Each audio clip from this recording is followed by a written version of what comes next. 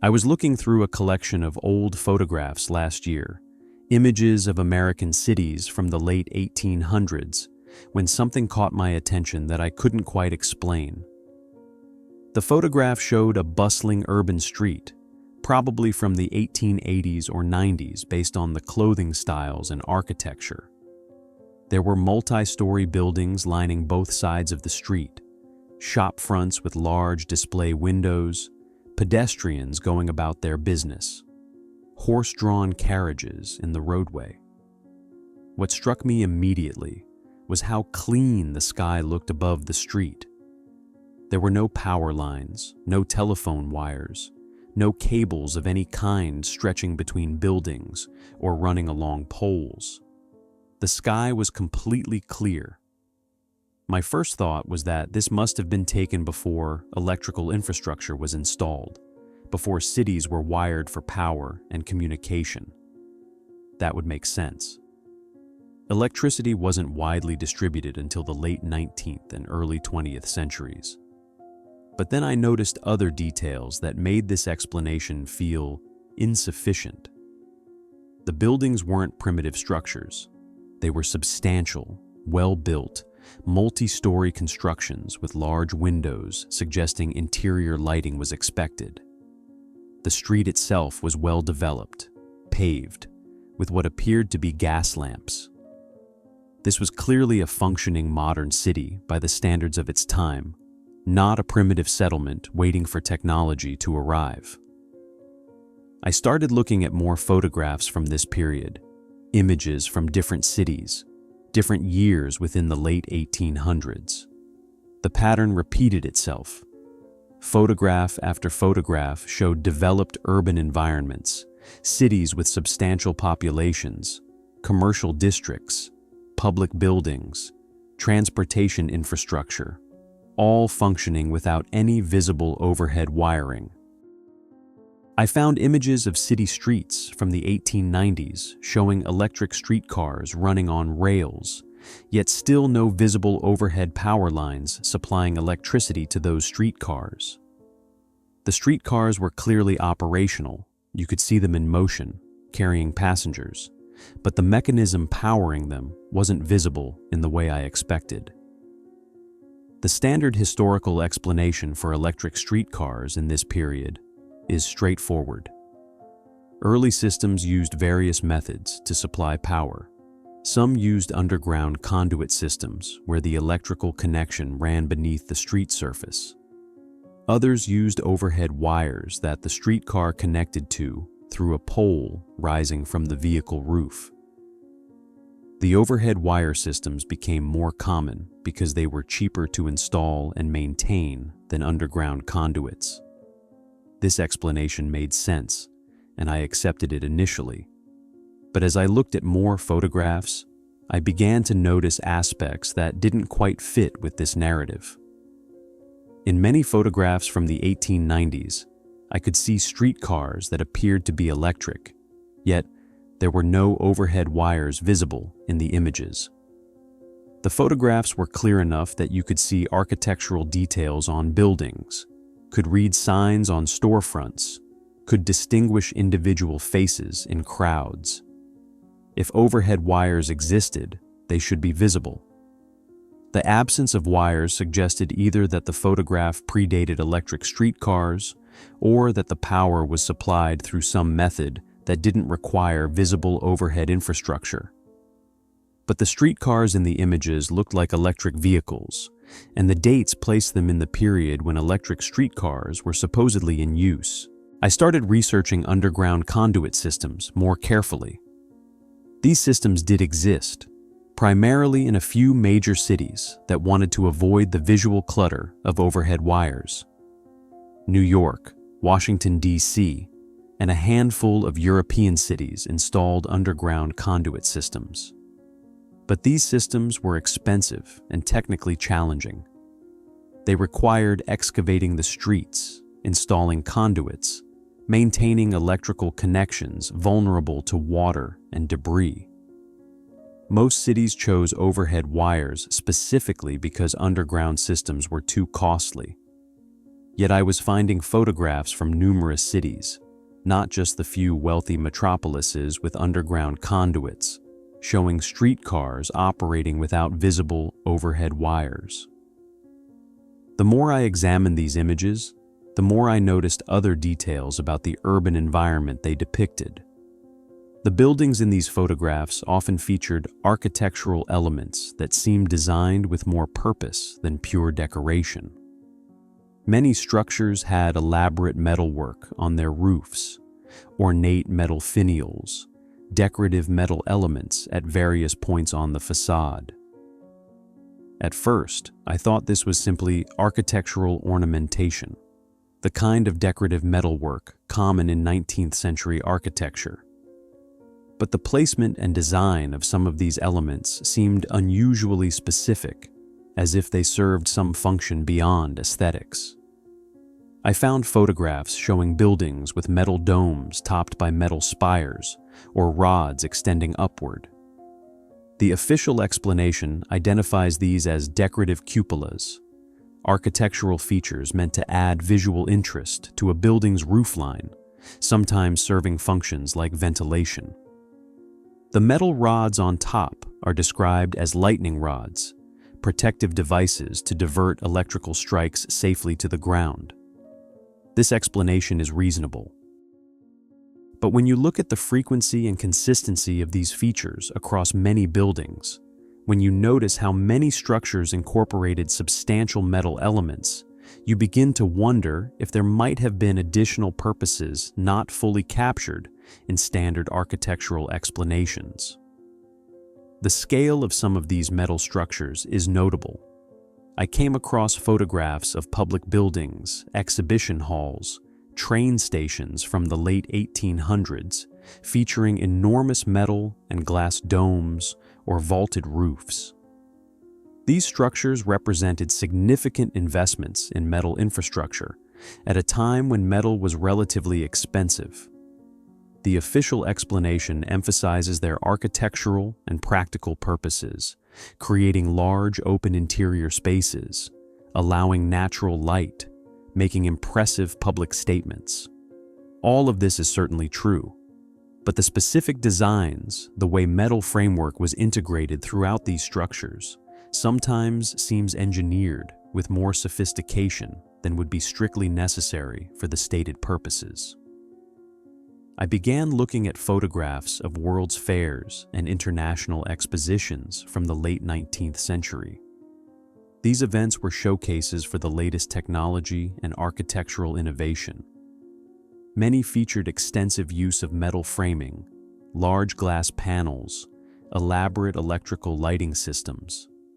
Photographs from these expositions show the buildings illuminated at night, suggesting substantial electrical power generation and distribution. Yet in many of these images, the mechanism for distributing that power isn't clearly visible. There are buildings lit up brilliantly, fountains operating with electric pumps, displays featuring electrical technology, but the infrastructure supplying power to all of this isn't prominent in the way you might expect. The standard explanation notes that these expositions had their own dedicated power plants, often located in separate buildings on the exposition grounds. Power was distributed through a combination of underground cables and, in some cases, overhead wires that may not be prominent in photographs depending on the angle and lighting. This makes sense, but it raises interesting questions about capability.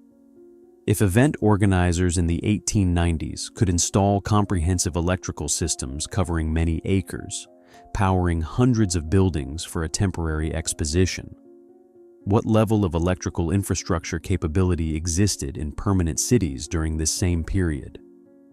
I found myself comparing photographs of cities from the 1880s and 90s with photographs from the 1910s and 20s. The difference was dramatic. By the 1910s, urban photographs show skies crisscrossed with wires, dense webs of cables running along streets, connecting to buildings strung between poles. The visual clutter of electrical and telephone infrastructure is prominent in almost every urban photograph from this later period. But the earlier photographs, from periods when electric lighting and electric streetcars were supposedly already in use, showed much cleaner skylines. Something changed between the 1890s and the 1910s, something that made overhead wiring suddenly ubiquitous in a way it hadn't been before. The standard historical timeline explains this shift as the result of expanding electrical systems. Early electrical adoption was limited and patchy, with power available only in certain districts or to certain customers. As electrical use became more widespread in the early 20th century, as more buildings connected to electrical grids, as telephone systems expanded, the overhead infrastructure grew denser and more visible. This progression makes sense as a general narrative, but it assumes that early electrical systems were small and limited. The photographs I was examining suggested something different. They showed cities that appeared fully functional, fully developed, with substantial infrastructure, yet without the visible overhead wiring that supposedly should have been present. I started examining photographs of residential neighborhoods from the late 1800s. These images showed streets lined with substantial houses, multi-story homes with large windows suggesting interior lighting was expected.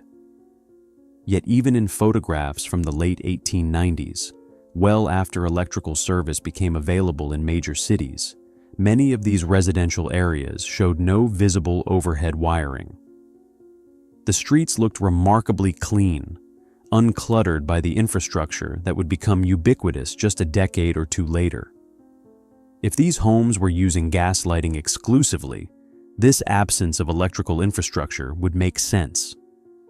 But historical records indicate that electrical service was expanding into residential areas during this period. Where was the infrastructure supporting this expansion?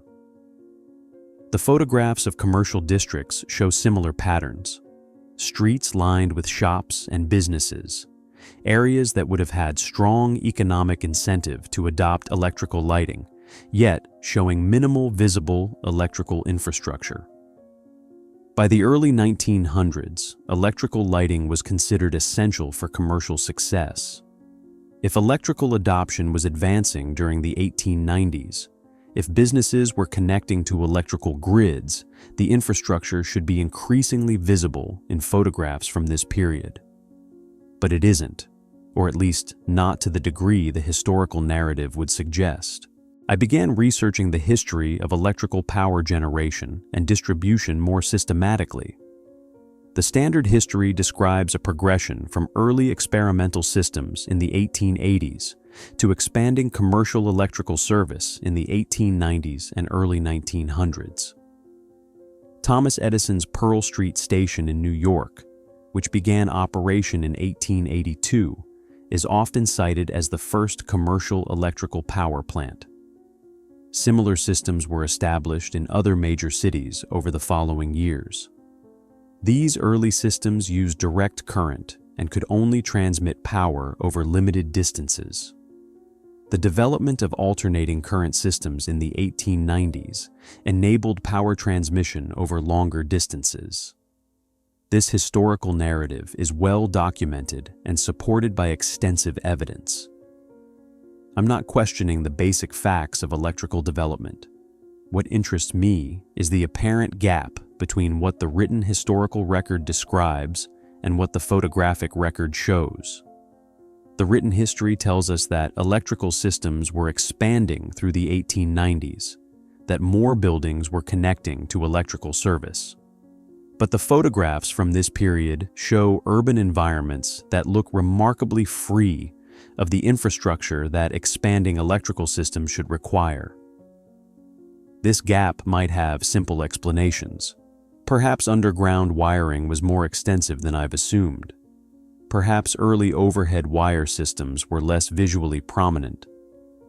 But the consistency of the pattern across many photographs from many locations makes me wonder if our understanding might be incomplete. I started looking at photographs of specific buildings, examining them for evidence of electrical service. Large commercial buildings, hotels, office buildings from the 1890s would have been prime candidates for electrical lighting.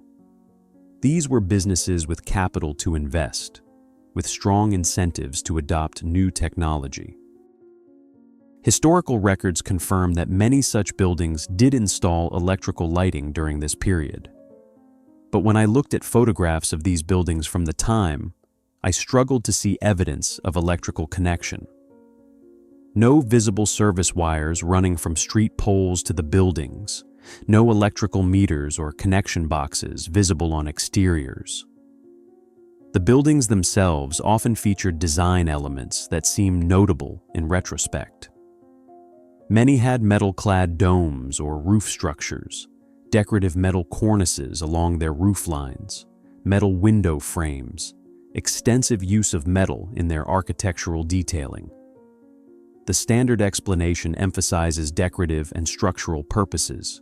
Metal was increasingly available due to improved manufacturing, allowing architects to incorporate it more extensively. This explanation is valid, but metal is also an excellent conductor of electricity, and the specific configurations of metalwork in some buildings, running along edges, concentrated at corners, extending upward from roof peaks, sometimes seem positioned in ways that might serve purposes beyond decoration or structure. I found photographs of buildings under construction from this period, images showing the internal framework before exterior cladding was applied.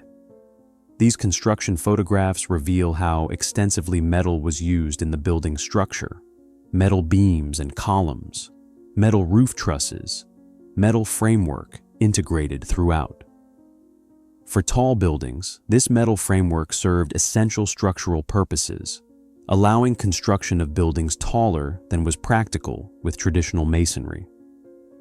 But the metal framework also created an electrically conductive structure throughout the building, a network of metal elements all in physical contact with each other and with the ground through the building's foundation. I'm not suggesting that these buildings were powered by some unknown or mysterious source. I'm simply noting that they contained extensive metal infrastructure whose purposes included, but perhaps weren't limited to, structural support. If you wanted to distribute electrical current throughout a building, a metal structural frame would provide a ready-made network for doing so. Whether this was intentional or simply a fortunate side effect of using metal for structural purposes is something I don't know, but it's an interesting question to consider.